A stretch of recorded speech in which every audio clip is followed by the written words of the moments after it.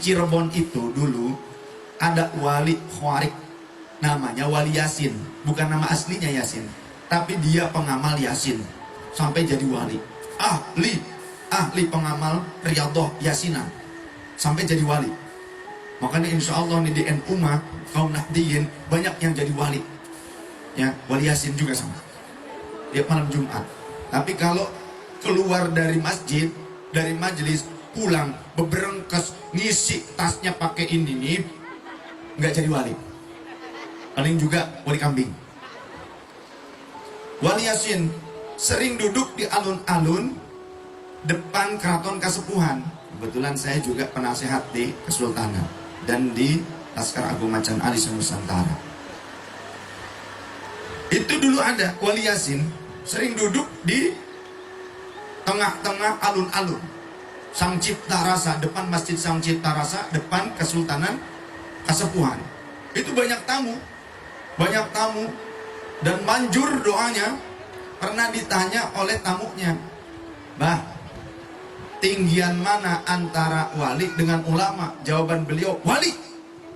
Ulama di bawah wali." Kata beliau, kata Wali Yasin. Pas hari Jumatan di Masjid Sang Cipta Rasa, peninggalan Kanjeng Sunan Gunung Jati, yang di depan Kesultanan Kasepuhan, yang merah tuh warnanya. Yang menjadi khotib dan imamnya Hadratus Syekh As-Sayyid Abbas Abdul Jamil, Mbah Abbas Buntet Pesantren. Sayyid itu syarif beliau, Habib tuh, ya.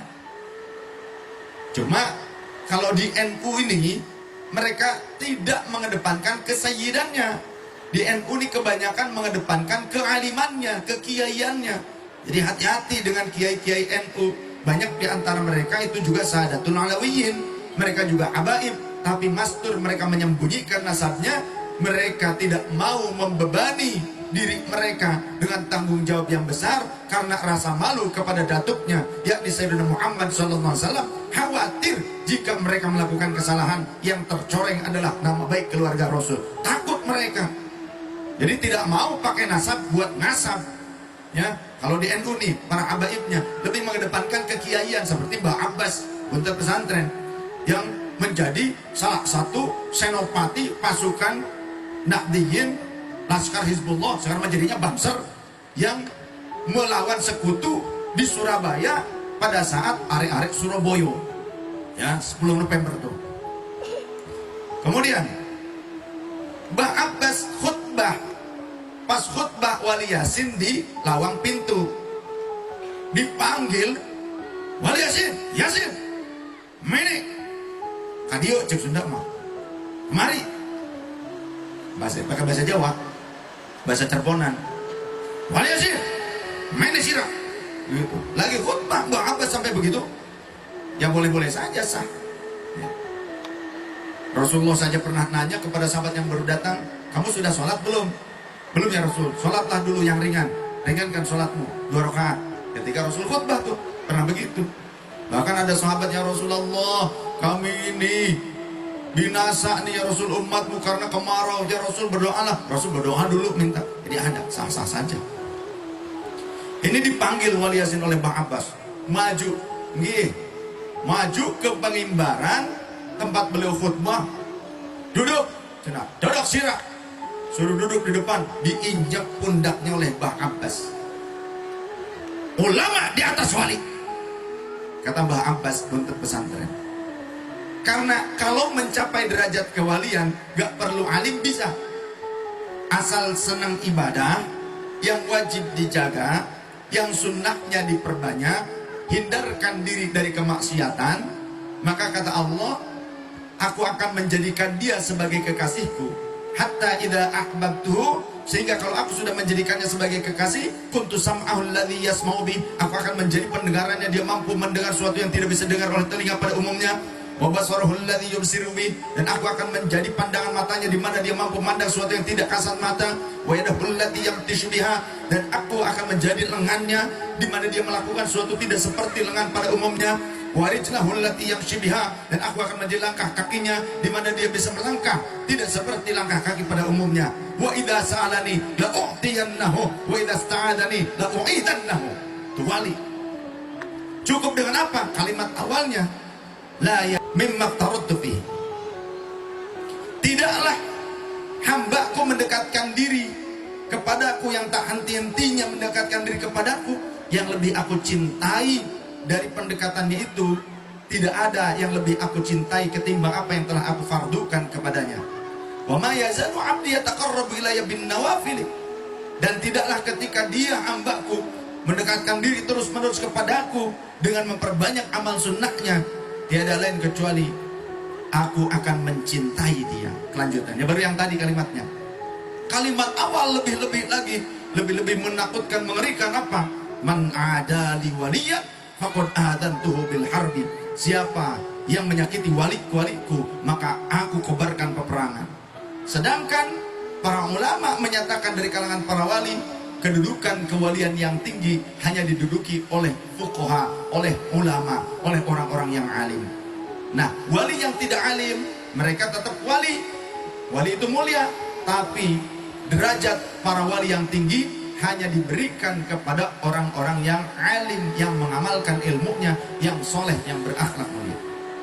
Maka Mbah Abbas ketika menginjak lehernya Wali Yasin nangis dan minta maaf. Ngapunten, Yai, ngapunten, Yai, nangis kejadian-jadinya. Ulama di atas wali. Karena kata Imam Syafi'i, andaikan Allah tidak menjadikan fuqaha yang mengamalkan ilmunya sebagai wali, tidak akan ada orang lain yang menjadi wali. Karena apa? Orang lain menjadi wali karena bimbingan fuqaha. Harus paham. Jadi jangan kita salah mengambil rujukan. Kadang orang-orang zaman sekarang tuh nggak salah juga sih.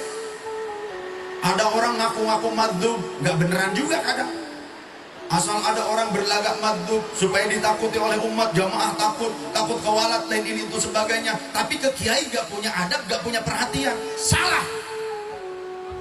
Datang orang bergaya seperti madzhab padahal mencari duit supaya ditakuti orang. Ini banyak. Murid saya Qari Internasional Haji Arsep Nur Yasin di Karawang, didatangi orang ngaku-ngaku habaib, ada yang berlagak seperti madzhab. Berapa orang satu mobil dari Jakarta, sampai masuk ke dalam kamar ngambil emas punya istrinya. Bilang ke saya setelah beberapa bulan berikutnya, astagfirullah, kata saya tersebut, jangan diam, ini melanggar hukum. Bagaimana kalau ada orang yang mencuri seperti itu mengataskan diri sebagai seorang habaib? Tangkap, kata Abah Lutfi. Ini sudah terjadi, ada beberapa orang sudah dipenjara. Kemudian di wilayah Tambun, Bekasi kalau tidak salah ada juga yang membuka praktek ini itu, kemudian ada di berita, ketangkap juga. Ini urusan negara, tidak boleh asobiah. Siapapun, semuanya di mata hukum berkedudukan sama. Kalau di negara ini terjadi asobiah, fanatik, buta, rusak bangsa di negara ini. Betul tidak? Tidak bisa. Penegakan hukum, supremasi hukum tetap harus berlangsung pada siapapun. Karena di dalam Riyadhus Shalihin kata baginda Rasul, inna ahlaka man qablakum, terjadi pada masa Rasulullah ada seorang wanita min Bani Makhzumiyah, dari Bani Makhzumi. Bani Makhzumi itu masih kerabat dengan Bani Hashim dan Bani Muthalib, masih bagian Quraisy, tapi sarqat mencuri. Tatkala mencuri, mereka bingung siapa yang akan menyampaikan kepada Rasul. Mereka berkata, cuma Zaid saja, Usamah saja yang bisa menyampaikan kepada Rasul, karena dia adalah hibbu Rasulullah SAW, orang yang dicintai Rasul, anak angkatnya Rasul. Maka fakallamahu Usamah, Sayyidina Usamah menyampaikan kepada baginda Rasul tentang berita ini. Apa yang terjadi? Rasulullah memerah wajahnya dan meregang urat kerongkongannya. Kemudian thumma qama fahtatoba, Rasulullah berdiri dan kemudian Rasul berkata, berkhutbah, berorasi di hadapan orang-orang, ayuhan nas, hai sekalian manusia, inna ahlaka man qablakum, sesungguhnya hancur luluh lantaknya kaum-kaum sebelum kalian, bangsa-bangsa sebelum kalian. Karena apa? Idza sarqa fihimud dhaif aqamu 'alaihi hadda. Jika orang-orang yang lemah, bukan dari keturunan mulia, bukan orang pemilik kekuasaan, mereka mencuri, maka orang-orang terdahulu, bangsa terdahulu, mereka akan menegakkan keadilan seadil-adilnya, menegakkan hukum seadil-adilnya. Tapi wa idza sarqa fihimus syarif, seorang syarif, seorang habib, seorang sayyid, orang yang mulia, punya kedudukan mulia, keturunan mulia, kalau ada yang mencuri, umat terdahulu tarukuhu akan meninggalkan mereka, tidak menegakkan keadilan seadil-adilnya. Maka wa'aibullah, demi wallah idza kanat Fatimah bintu Sayyidina Muhammadin sallallahu alaihi wasallam sarqat, demi Allah andaikan putriku sendiri Fatimah bintu Muhammad yang mencuri, laqata'tu yadaha, maka pasti aku yang akan memotong tangannya dengan tanganku. Inilah keadilan yang diajarkan oleh Rasulullah SAW. Tapi wallahi Sayyidah Fatimah wanita suci, pemimpin wanita-wanita ahli surga, tapi ini ketetapan baginda Rasul tentang supremasi hukum. Sallallahu alaihi Nabi Muhammad. Lihat, hada hadithun sahihun. Ini haditsnya sahih. Lihat, gak perlu di kitab-kitab hadits yang panjang-panjang lebar. Riyadhus Shalihin, baca yang benar. Maka tidak boleh terjadi diskriminatif di negeri ini. Siapapun dia, keturunan manapun dia, melanggar hukum, aturannya jelas. Tapi siapapun yang berhak untuk dibela, walaupun kaum marginal, bela dia. Sallallahu alaihi Nabi Muhammad. Jadi membela agama bukan membela sekelompok orang, membela agama, tegakkan keadilan agama di antara kalian. Sallallahu alaihi Nabi Muhammad. Jangan mau ya dijadikan kadal oleh orang-orang yang ternyata mereka tidak mau menghormati orang lain, tapi hanya maunya dihormati oleh orang lain. Jika kau ingin menjadi tinggi, jangan kau merendahkan orang lain. Mulialah engkau tanpa harus menghinakan orang lain. Jadilah besar tanpa mengecilkan orang lain. Seperti itu cara hidup. Siapa yang menebar manfaat dan cinta, wajib baginya mendapatkan cinta dan manfaat dari yang lain. Khairun nas anfa'uhum linnas. Sebaik-baik manusia adalah yang bermanfaat bagi sesama.